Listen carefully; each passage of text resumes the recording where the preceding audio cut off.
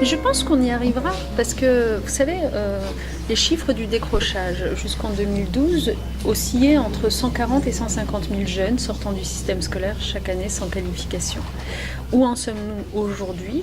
En ce mois de novembre 2016, vous commentant les chiffres de l'année passée, c'est-à-dire l'année 2015-2016, je vous dis, nous sommes arrivés à 98 000 jeunes sortis du système scolaire sans qualification. Au mois de novembre prochain, novembre 2017, au moment où on commentera les chiffres donc de l'année 2016-2017, eh bien, nos projections nous donnent à voir que nous serons en dessous des 80 000 jeunes sortant du système scolaire sans qualification. Je vous assure que pour moi, le décrochage est un sujet très sérieux. Donc moi, je me réjouis que la dynamique soit celle que je vous ai décrite, c'est-à-dire que le décrochage est à la baisse. Je ne suis pas là pour compter les points et vous dire grâce à qui, à cause de qui, etc. Je suis simplement là pour vous dire, on a longtemps cru que le décrochage était une fatalité. Le chiffre de 140 ou 150 000 jeunes nous est tous resté en tête. Et de fait, aujourd'hui, on constate qu'on peut le faire baisser. Mais c'est extraordinaire quand vous y pensez. Ça n'est pas une fatalité. On arrive à obtenir des résultats. Ces résultats, on les obtient comment ? On les obtient avec une politique publique ambitieuse. Je rappelle tout de même qu'on y consacre 50 millions d'euros supplémentaires par an depuis le plan de 2014, qui viennent notamment de l'Europe. C'est l'occasion de rendre hommage à l'Europe. On ne le dit pas assez souvent, mais voilà, une politique publique qui a consisté à mobiliser cet argent-là, à mobiliser aussi surtout les partenaires. C'est pas seulement l'État qui agit, c'est aussi les régions, c'est les associations, les entreprises. Donc une politique finalement partenariale qui produit des effets parce que ce faisant, on offre une palette de solutions aux jeunes qui est très large. Et cette palette de solutions, elle est faite non seulement pour prévenir le décrochage, c'est-à-dire quand on voit que le décrochage est en cours pendant la scolarité, on les rattrape, mais aussi pour offrir une seconde chance à ceux qui sont déjà sortis du système scolaire. En 2014, j'ai adopté un décret sur le droit au retour en formation. C'est très important de comprendre qu'on change la culture du système scolaire parce qu'avec ce décret, on n'a plus au fronton des établissements scolaires un panneau qui vous indiquerait toute sortie est définitive. Non.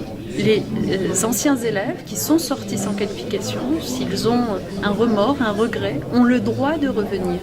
Et donc c'est avec des politiques publiques ambitieuses comme celle-là, et de fait ça produit des effets, puisqu'on a plusieurs milliers de décrocheurs qui ont décidé de reprendre la route de l'école et donc de venir se qualifier. C'est avec des politiques comme ça qui doivent être continues, qui doivent rester partenariales, qu'on peut arriver aux résultats que l'on a. Et donc, je vous le dis, si nous aboutissons à fin 2017, moins de 80 000 décrocheurs par an, eh bien, oui, l'engagement de François Hollande aura évidemment été tenu, soyons clairs. Et c'est une formidable nouvelle, pas pour François Hollande et la gauche, mais pour le pays.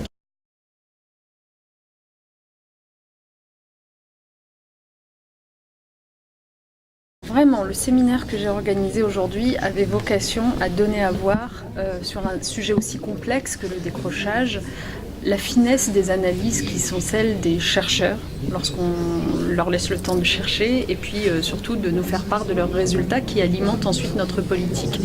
Et donc aujourd'hui, le sujet c'était en effet celui du territoire et de la carte, pour démontrer qu'il y a des territoires qui ont plus de facteurs de risque de décrochage que d'autres. Ça, c'est un constat qui est presque triste d'une certaine façon, parce qu'on a l'impression d'un déterminisme économique et social. Mais, et c'est la deuxième partie de la phrase qui importe, malgré tout, dans certains territoires, malgré les facteurs de risque très importants, on obtient de meilleurs résultats et moins de décrochage que prévu. Et donc la question, c'est à quoi c'est dû, et d'aller regarder concrètement les politiques que nous y avons mises en œuvre, nous, les régions, les territoires.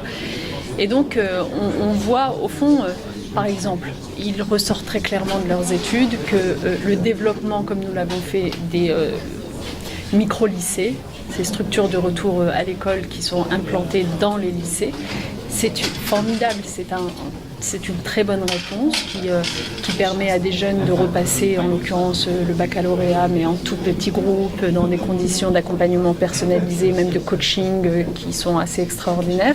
On a 1700 élèves qui en bénéficient aujourd'hui de ces micro-lycées. Eh bien, le taux de succès aux examens est de l'ordre de 80%. Donc c'est incroyable, et sans que l'examen ait baissé en exigence du tout. Donc ce que nous disent les résultats des chercheurs, c'est aussi ce qui marche moins bien et la nécessité d'avoir une diversité de solutions proposées.